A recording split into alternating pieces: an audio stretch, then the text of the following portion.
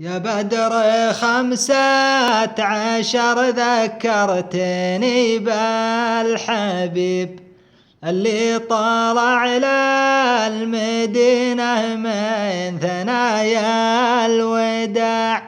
60 عام وزيادة ما يعرف المغيب نوره علاج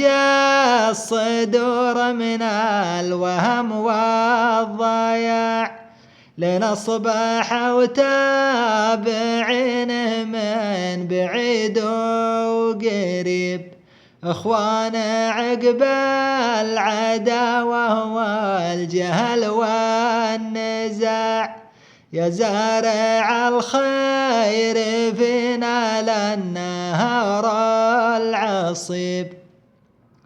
يا قاتل الشرك واهله وسط خير البقاع يلي كستك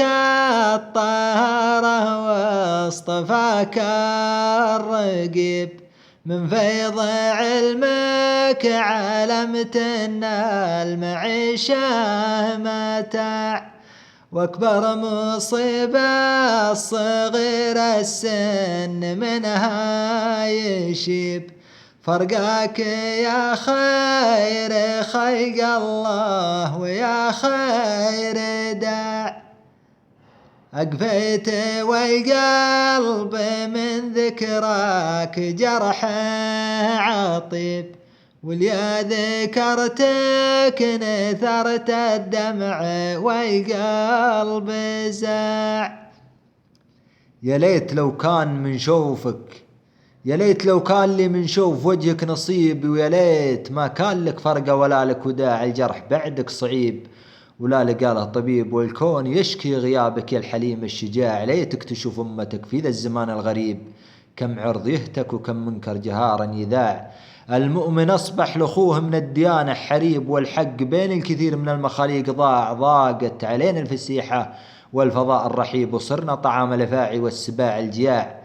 اليوم منك السموحة ما بقى مستجيب لعاد نقدر هجوم اليوم ولا دفاع لكن ما للمعادي غير ربي حسيب سلاحنا هو دعانا ضد قوم الخداع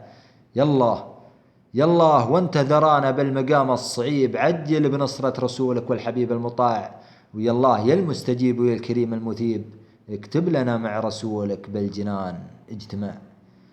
رايد بن سعد العالي.